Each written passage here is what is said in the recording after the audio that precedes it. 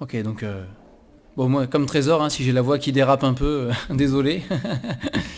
Voilà, c'est la saison. C'est la saison. Et on va prier pour commencer. Seigneur notre Dieu, merci, merci de pouvoir encore ouvrir la Bible, Seigneur. On ne se lasse pas de l'ouvrir, de la lire, de la méditer, de la pratiquer, parce que nous savons qu'elle est ta parole et qu'elle est la vérité. Seigneur, ce monde propose des tas d'autres choses en dehors de la Bible, des tas de livres, des tas de choses. Mais, comme l'a dit l'apôtre Pierre, à qui irions-nous, Seigneur ? Tu as les paroles de la vie éternelle. Et c'est cette parole que nous voulons encore ouvrir ce matin. C'est cette parole que les enfants vont encore recevoir ce matin aussi. Et on prie que tu les gardes, Seigneur. Que tu ancres dans leur jeune cœur, dans leur jeune âme, Seigneur, eh bien, la soif, la connaissance, l'amour de cette parole, l'amour de Jésus. Merci de nous parler encore à nous aussi, de nous aider à mettre notre vie toujours, Seigneur, plus en accord avec ta parole, avec ta volonté. Et aide-nous à marcher par la foi. Au nom du Seigneur Jésus. Amen. Amen. Alors, dimanche dernier, on a vu qu'il y a parfois des situations dans notre vie où on pourrait se sentir comme trahi par Dieu, hein, parce que voilà, ce qui se passe n'est pas ce qu'on attendait, ce qu'on espérait, ni même ce pourquoi on avait parfois prié. On avait vu le meurtre d'Étienne, hein, voilà. Et un peu différent, mais toujours dans cette idée où parfois on ne comprend pas ce qui se passe et on se sent parfois un peu désemparé ou trahi. J'aimerais qu'on prenne Marc chapitre 4 ce matin. Marc chapitre 4 et à partir du verset 24, le Seigneur Jésus donne tout un tas d'enseignements, hein, aux foules qui le suivent et particulièrement aux disciples à qui il explique les choses après un peu plus en particulier, hein, notamment quand il va parler en parabole. Et ici on est sur une parabole que le Seigneur Jésus va proclamer au verset 26, donc Marc 4, 26. Il leur dit encore, « Il en est du royaume de Dieu, comme quand un homme jette de la semence en terre. Qu'il dorme ou qu'il veille, nuit et jour, la semence germe et croît sans qu'il sache comment. La terre produit d'elle-même d'abord l'herbe, puis l'épi, puis le grain tout formé dans l'épi. Et dès que le fruit est mûr, on y met la faucille, car la moisson est là. » Alors bon, il y a plein de paraboles, hein, que le Seigneur Jésus va donner à ses disciples. Il y en a beaucoup qui ont un rapport avec l'agriculture, puisque c'était un peuple qui connaissait bien l'agriculture, c'était des images qui leur parlaient bien, hein. Et ici, le Seigneur Jésus compare le royaume de Dieu, hein, donc l'œuvre de Dieu, l'avancement du royaume, l'avancement de l'œuvre de Dieu, la parole de Dieu qui se répand, hein. Il compare ça à une semence qui est jetée dans la terre. Et puis après, sans qu'on sache exactement le pourquoi du comment et tout ce qui se passe sous la terre, hein, eh bien, elle va germer, elle va donner une plante, cette plante va fleurir, donner du fruit, et puis on va pouvoir le récolter. Et bon, certes, aujourd'hui, nous avons fait beaucoup d'avancées en biologie, hein, par rapport à l'époque, et on a appris des choses par rapport à comment tout cela se passe, même si on n'a pas encore tout découvert, hein, il en reste encore beaucoup. Voilà, la création de Dieu est vaste, immense et pleine de choses extraordinaires. Néanmoins, à l'époque, ils en savaient quand même moins que nous à ce niveau-là. Et bon, ils jetaient la graine et puis ils ne savaient pas ce qui se passait, mais la plante finissait par arriver, hein. La plante finissait par arriver. Et le Seigneur, ici, c'est intéressant, il nous dit, le royaume de Dieu, c'est la même chose. Il y a quelque chose qui est semé. Alors dans toutes les paraboles, hein, où il y a quelque chose qui est semé, on le sait, c'est la parole de Dieu. Ce qui est semé, c'est la parole de Dieu. Ce qui est semé, c'est l'évangile, la bonne nouvelle de Jésus-Christ, mort pour les péchés des hommes et ressuscité pour leur donner la vie éternelle. Hein, c'est cette bonne nouvelle que les disciples ont répandue depuis le tout début jusqu'à encore aujourd'hui. Hein, elle continue de se répandre. Et c'est la semence. Elle est semée. Elle est semée dans les églises qui prêchent l'évangile.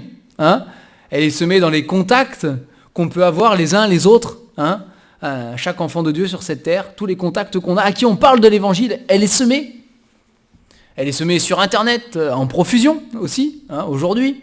Elle est semée à droite, elle est semée à gauche. Et après, hein, qu'est-ce qui se passe?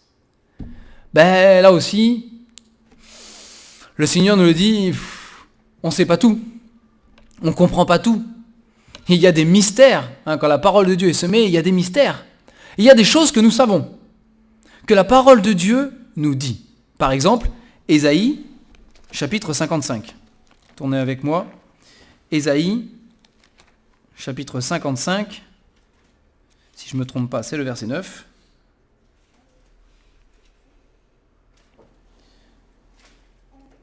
Non, c'est pas le verset 9. C'est le verset 11. Allez, c'est tout un passage. Ésaïe 55, 11. Le Seigneur parle et il dit « Ainsi en est-il de ma parole, qui sort de ma bouche. Elle ne retourne pas à moi sans effet, sans avoir exécuté ma volonté et accompli mes desseins. » D'accord ? Donc on connaît ce verset. Hein ? Et il y a des choses, quelques petites choses que nous savons, c'est que quand la parole de Dieu, quand l'évangile est semé, ça produit quelque chose. Il y a forcément quelque chose qui se passe. C'est sûr et certain. Même si à nos yeux, on ne le voit pas, des fois. Hein ? Parfois on annonce l'évangile depuis des années à une personne, des dizaines d'années à une personne. Et à nos yeux, à nous, rien ne bouge. Parfois même, on a l'impression que c'est pire. Hein ? Mais rien ne bouge. Rien. Je dis quand même, c'est pas faute d'avoir répété. Là, pour le coup, parfois, on a même été très insistant. Mais, et rien ne change, rien ne bouge. Rien de visible. Rien de visible. La graine qui a été semée en terre, là, et à rien, on voit rien avec nos yeux. On ne sait pas ce qui se passe sous la terre, on voit rien. On voit rien. Et ici, dans la parabole que le Seigneur donne aux disciples, hein, il dit aux disciples, le royaume de Dieu, il avance, il travaille, il se passe des choses en tout cas, dans l'invisible. Après, il y a des choses visibles qui se voient. Mais d'abord, c'est dans l'invisible. Et on ne le sait pas. Dieu le voit. Dieu, il voit sous la terre la graine qui germe. Hein ? Dieu, il voit dans les cœurs exactement ce qui se passe. Mais c'est vrai que nous, en tant qu'êtres humains, on ne le voit pas, ça. Parfois, on voit des comportements qui changent, qui bougent. On se dit, ah, peut-être que... Ah ben non, finalement, déception. Hein ? Déception. Ah ben non, encore déception. Toujours pas. On a cru. Cette fois, on y croyait, mais toujours pas. Hein ? Et c'est l'histoire de notre vie, c'est l'histoire de nos relations les uns avec les autres, c'est l'histoire des relations avec toutes les personnes que nous côtoyons. C'est on pense que, et puis non. On pense que, et puis non. Bon, il y a des choses qui sont dans les relations humaines, hein, mais quand on vient placer là-dedans le Seigneur, quand on vient placer la parole de Dieu, on ne voit pas, mais il se passe quelque chose. Il se passera toujours quelque chose. Parce que la parole de Dieu nous le dit. Le royaume de Dieu est à l'œuvre. Et le Seigneur Jésus, il n'a pas arrêté de le répéter, hein, quand il était sur la terre. Il était là lui-même pour le faire avancer, ce royaume. C'est lui-même qui était le royaume aussi. Mais il dit, voilà, le royaume de Dieu, il avance. Il avance.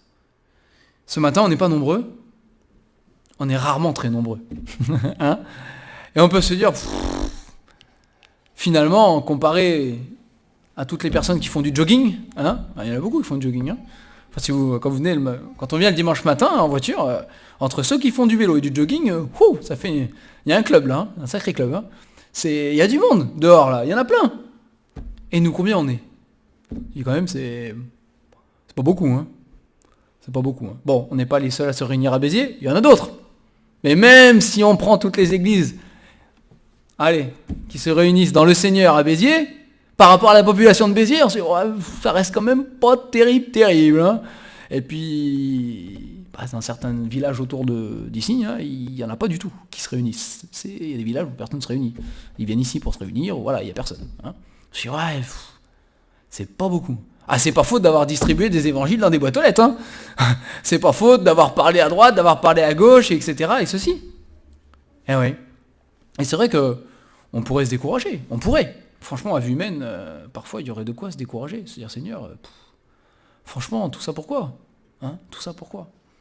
Mais le Seigneur nous dit, dans ces quelques petits versets là qu'on a lu ce matin, le Seigneur nous dit, faut pas raisonner comme ça. C'est un mauvais raisonnement. Ça, c'est un raisonnement qui vient de l'ennemi, parce qu'il veut nous paralyser, il veut nous empêcher de travailler, il veut nous décourager. Ça vient pas de moi. Le Seigneur, il dit, moi, ce que je vous dis, c'est que vous ne savez rien. Hein, si on avait lu le verset 9 de 55, il est dit que les pensées de Dieu ne sont pas nos pensées, hein, et que ses voies ne sont pas nos voies, et que autant ses voies sont, voilà, autant le ciel est élevé au-dessus de la terre, autant ses pensées sont au-dessus de nos pensées. Le Seigneur dit, vous savez rien en fait. Vous faites des trucs, vous imaginez, ça carbure là-haut, mais vous savez rien. En fait, en vrai, vous savez rien. Il dit, moi je sais. Moi je vois. Je vois dans les ténèbres. Je vois dans les cœurs. Je vois partout. Et je sais exactement ce qui se passe. Et le Seigneur ici le promet, il dit, ça travaille. Ça travaille. Et ça travaillera tant que c'est l'évangile qui est semé, hein, tant que c'est la parole de Dieu, la parole des hommes c'est autre chose, tant que c'est la parole de Dieu, tant que c'est l'évangile, le Seigneur dit, ça travaillera toujours dans les cœurs. Toujours ça avancera. Dans notre ville, nos villages, dans nos familles, où parfois on se dit c'est pas possible, après tant d'années c'est pas possible, c'est plus possible. C'est plus possible. Le Seigneur dit t'en sais rien. Non seulement t'en sais rien, mais tu ne sais rien. Moi je sais. Moi je sais. Toi continue à être fidèle. Hein. Et le Seigneur Jésus le dira souvent, hein, il le répétera souvent, hein, il faut persévérer, il faut veiller, il faut prier. Mais il faut continuer. Hein. Il faut être fidèle à son poste, fidèle à ce que le Seigneur demande. Toujours continuer à être un témoignage et à porter l'évangile. Et pour le reste, le Seigneur dit, c'est moi qui m'en occupe. Vous avez un passage dans les épîtres où il dit, voilà, il y en a un qui a semé, l'autre il a arrosé, etc. Mais c'est Dieu, dans Corinthiens, hein, mais c'est Dieu qui fait croître. C'est son travail à lui. Et si Dieu fait un travail, là, on ne peut pas dire que le Seigneur il fait rien. Là, on saurait pas, hein, ce serait pas juste envers le Seigneur de dire on a planté et il s'est rien passé, le Seigneur il n'a pas fait son travail. C'est pas possible. Le Seigneur il fait ce qu'il faut. Alors oui, après chacun c'est sa liberté de refuser, hein, de dire oui, de dire non, on est d'accord. Hein. Les cœurs peuvent s'endurcir, on est d'accord. C'est une réaction à la parole de Dieu, hein, de toute manière, hein. L'endurcissement aussi des cœurs. Mais nous ne devons pas désespérer. Hein, il y a un verset que j'aime beaucoup, que je voulais vous partager, c'est Galates, chapitre 6.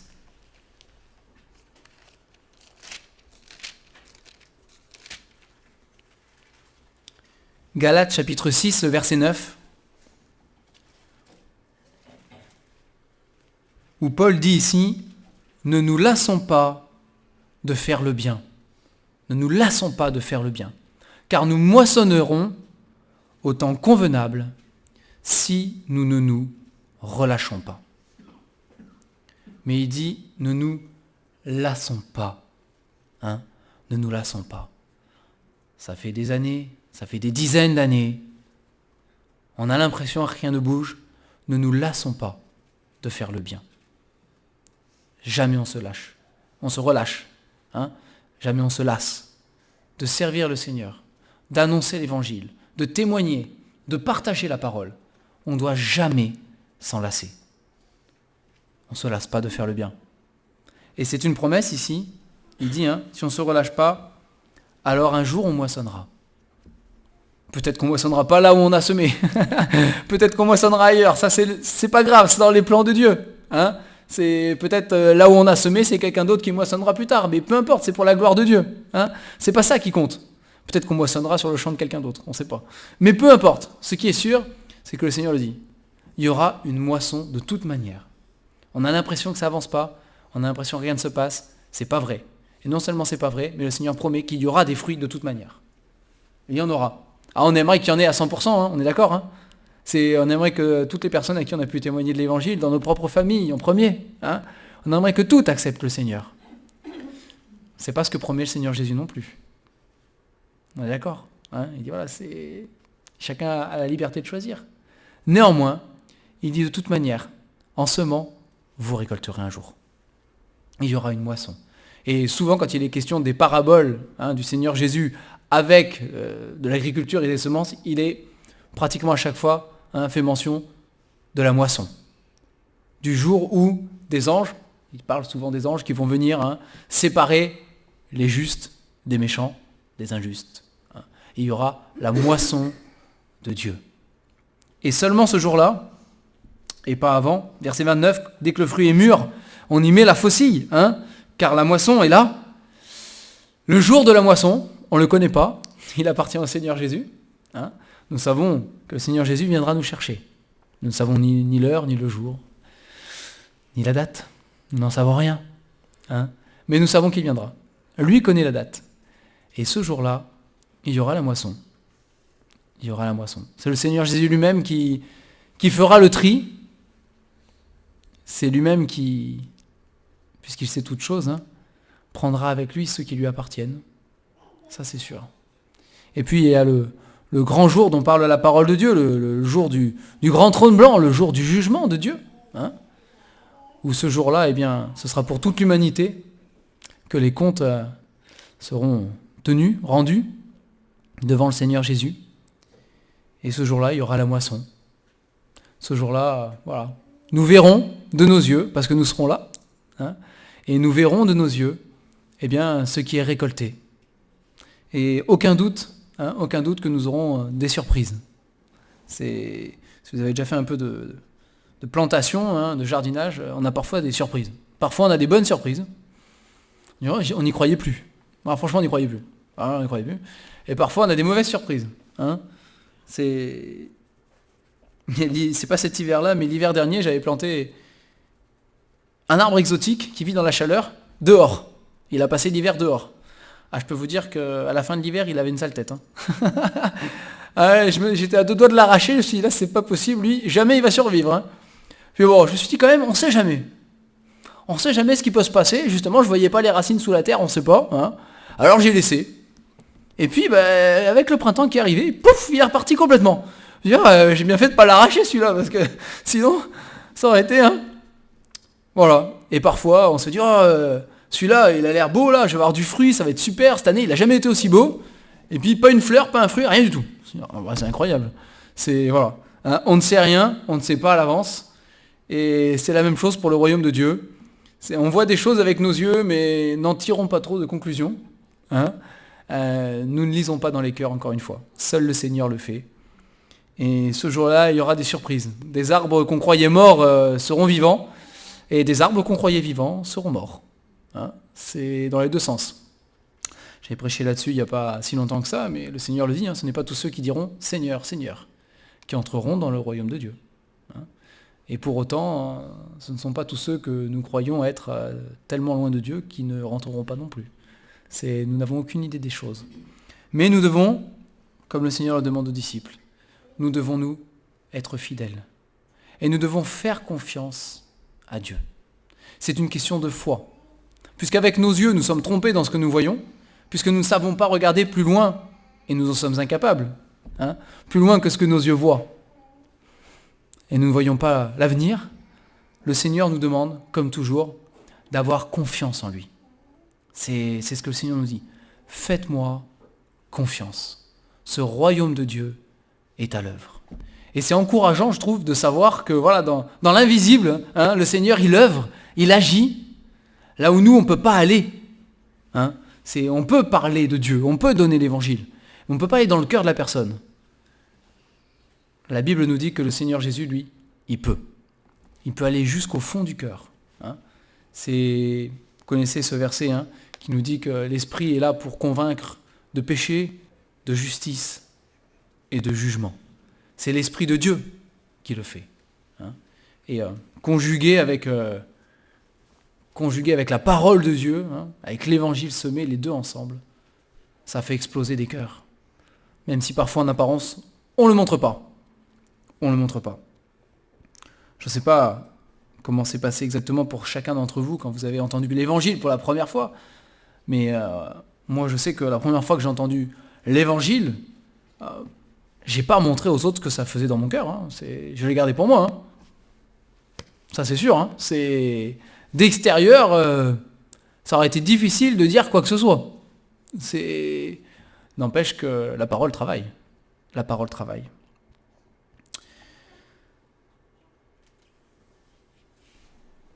Alors, on est quand même censé, si nous, on fait partie de ce royaume de Dieu, et c'est ce que nous sommes, si nous avons accepté le Seigneur Jésus comme notre Sauveur, hein, nous sommes le royaume de Dieu. Nous, pour notre part, on est censé produire un épi, hein, on est censé produire du fruit. On l'a vu aussi il y a quelques dimanches, quand on avait parlé de la parabole des talents, hein, et des mines. Nous sommes censés produire du fruit. Autant on ne peut pas voir ce qui se passe chez les autres dans leur cœur, autant pour nous-mêmes, on est censé connaître notre propre cœur devant la parole de Dieu. Hein. On est censé savoir que le Seigneur travaille dans nos cœurs. Et c'est censé quand même s'exprimer. Hein. C'est censé se voir. On doit voir du fruit dans nos vies. C'est un arbre, comme je vous dis, un arbre qui a l'air mort. Il y a une parabole qui en parle aussi. Hein. Il n'occupe pas la terre inutilement pendant des années. Hein. Au bout d'un moment, il est arraché. Hein. Il ne sert à rien. On en met un autre qui va nous produire quelque chose à la place. C'est aucun intérêt d'occuper la terre comme ça pour rien, n'est-ce pas? Mais voilà, nous devons, nous aussi, si on est enfant de Dieu, porter du fruit. Et là encore, parfois, on se regarde soi-même, parce que c'est bien de regarder les autres, mais il faut commencer par soi-même. On se regarde soi-même et on dit, Seigneur, j'ai pas l'impression d'avancer.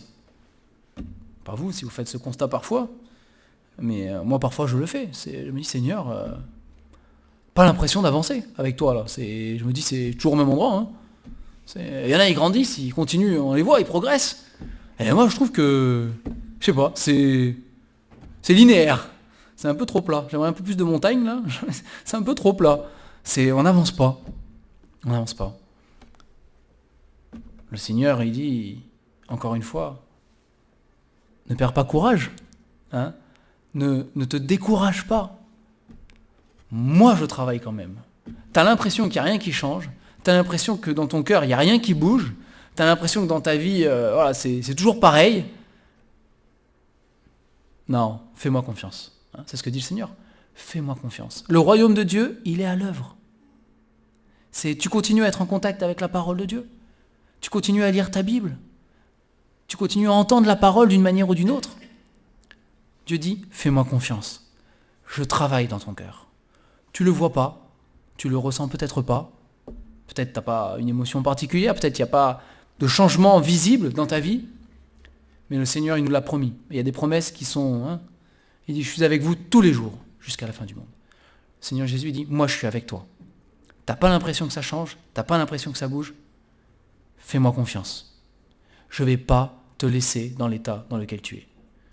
Et ça, on le sait. Parce que le Seigneur Jésus l'a promis plein de fois dans la parole. Hein. C'est celui qui a commencé en vous cette bonne œuvre, la rendra parfaite pour le jour de Jésus-Christ.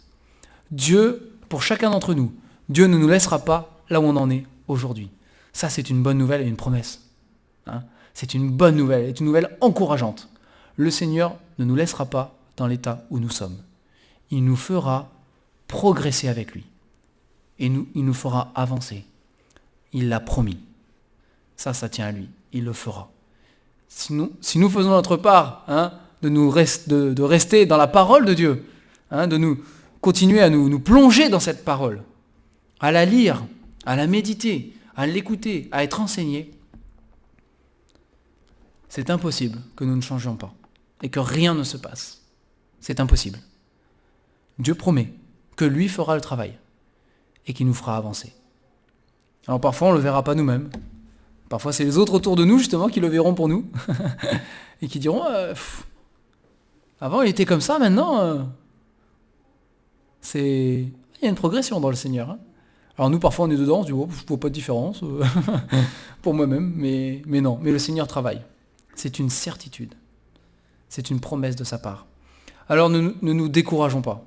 Vraiment, hein, s'il y a quelque chose à retenir là, c'est ne nous décourageons pas à cause de ce que nous voyons avec nos yeux. À cause de ce que nous voyons chez nous-mêmes, à cause de ce que nous voyons chez ceux qui nous entourent, et dans le monde aussi. Hein, ne nous décourageons pas. Parce que, pour le coup, indépendamment de nous, l'œuvre de Dieu avance. Elle avance, et elle avancera toujours. Même si l'ennemi cherchera à l'arrêter, à la stopper, à la paralyser, jamais il n'aura la victoire. Ça, la Bible est formelle là-dessus. Il n'aura jamais la victoire. L'évangile, c'est la puissance, dans Romains, hein, l'évangile, c'est la puissance de Dieu pour le salut de quiconque croit. Et c'est une puissance que personne ne peut étouffer, que personne ne peut arrêter. C'est pas une puissance d'un coup. Vous savez, le verbe en grec là pour puissance, c'est dynamite. C'est le verbe qui a donné dynamite. C'est dynamos. Mais c'est pas une explosion d'un coup et puis après il n'y a plus rien. Hein. L'évangile, c'est pas ça. C'est une explosion qui continue. C'est une explosion sans cesse, dans le temps, sans fin, qui avance. Hein. Donc l'évangile continuera sans cesse d'avancer, d'œuvrer et d'être la puissance de Dieu pour le salut de quiconque croit. Donc ne soyons pas découragés, mais au contraire, faisons confiance à Dieu. Pour notre propre cœur, pour notre propre vie. Il va nous changer à l'image de Jésus-Christ. Il va le faire. Il va le faire. On est d'accord qu'il y a du boulot, mais c'est pas grave. Il va le faire. Soyons encouragés, il va le faire. Dans nos familles, ça fait des années qu'on témoigne. Des dizaines d'années parfois. Et on a l'impression que c'est de pire en pire, on a l'impression que rien n'avance, que rien ne bouge. Ne soyons pas découragés. Ça ne veut pas dire qu'il n'y a rien qui se passe. C'est pas possible. Parce que c'est la puissance de Dieu. C'est l'évangile, il travaille. Dans notre ville, on a l'impression qu'on n'est pas nombreux. Hein, on a fait plein de trucs d'évangélisation, il n'y a rien qui se passe. C'est pas vrai, il ne se passe pas rien. Parfois les gens ils partent ailleurs, et ils vont se convertir ailleurs, peu importe. Mais il ne se passe pas rien, c'est impossible. L'évangile est toujours puissant. Et le royaume de Dieu avance. Dans le monde entier, on a l'impression pareil, le monde c'est de pire en pire. Oui, le monde c'est de pire en pire. Ça n'empêche pas que le royaume de Dieu il avance. Partout sur la planète, il y a des frères et sœurs en Christ qui partagent l'évangile. Partout. Hein, c'est quelle que soit la culture, la couleur de peau, le style, voilà, hein, voilà, peu importe la chaleur qu'il fait ou pas de chaleur, peu importe où on est, la parole de Dieu, elle avance. Elle continuera toujours de le faire. Et ça, c'est la promesse de Dieu. Et c'est ce qui doit nous encourager ce matin, à continuer, à persévérer, à vivre pour le Seigneur, à lire la parole, à la méditer, à la partager, à témoigner de l'évangile, à rester accroché au Seigneur. Parce que lui, il fera sa part. Qu'on ne s'arrête pas aux apparences, hein, mais qu'on fasse confiance à Dieu dans l'invisible et dans ce qu'on ne voit pas. Parce que lui, il est là. Et c'est là qu'il œuvre, hein, dans le secret des cœurs. On va prier pour terminer. Seigneur, merci pour cette parabole. Merci pour ces 3 versets qui nous encouragent, Seigneur, à ne pas regarder à l'apparence, mais à te faire confiance. Seigneur, encourage-nous ce matin. Encourage-nous à avoir foi en toi, Seigneur, à te faire confiance. Pour toutes les fois, Seigneur, où nous pouvons partager l'évangile et où nous aurions tendance à être découragés. Non, Seigneur, tu ne trahiras jamais tes promesses. Nous savons que tu agis dans le secret et dans les cœurs de ceux qui nous entourent, malgré ce que nous voyons, malgré tout. Encourage ton peuple, Seigneur, encore ce matin, à marcher avec toi, à lire la parole, parce qu'elle est puissante, elle est vivante, elle est efficace. Seigneur, nous le croyons de tout notre cœur, que nous puissions vivre en conséquence. Nous te prions encore ce matin, Seigneur, pour chacun d'entre nous personnellement, pour que tu nous fasses grandir avec toi, pour que tu nous encourages à marcher avec toi, Seigneur, et à te faire confiance, que tu vas nous faire grandir spirituellement. Qu'on ne soit pas abattu, Seigneur, par nos échecs, par l'état dans lequel nous sommes aujourd'hui. Mais au contraire, que nous ayons foi dans cette promesse, que tu nous transformeras à l'image de Christ, et que tu le fais déjà, Seigneur. En ce moment même, tu transformes nos cœurs. Seigneur, nous te prions pour nos familles, pour ceux particulièrement qui ne te connaissent pas, à qui nous avons pu témoigner à maintes reprises déjà, Seigneur, de ce que tu es, de l'évangile de leur salut, mais qui n'ont pas cru encore, Seigneur, qui parfois même s'endurcissent. Seigneur, qu'on ne se lasse pas de faire le bien, qu'on ne se lasse pas de semer le royaume, de semer l'évangile, parce que, Seigneur, c'est jamais en vain. Toujours tu travailles. Nous te prions, Seigneur, aussi, pour notre ville de Béziers, pour les villages dans lesquels nous habitons,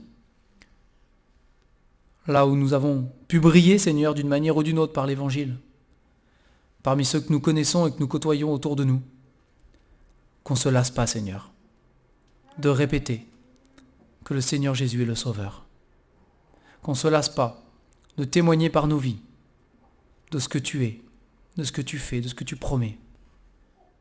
Parce que, Seigneur, même si là aussi nous ne voyons rien, tu agis, nous le savons. Oui, notre Dieu, nous prions pour le monde entier, Seigneur.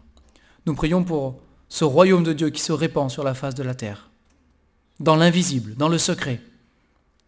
Seigneur, oui, encourage tes serviteurs partout, sur toute la face de la terre, chacun de tes enfants, à propager la bonne nouvelle, à propager la puissance du salut, qu'est l'Évangile.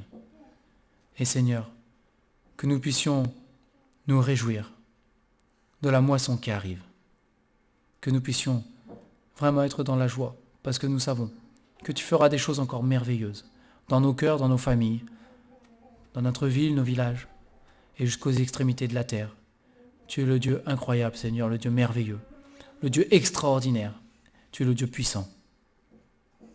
Seigneur, nous te louons ce matin, parce que tu es un Dieu fidèle. Au nom du Seigneur Jésus. Amen.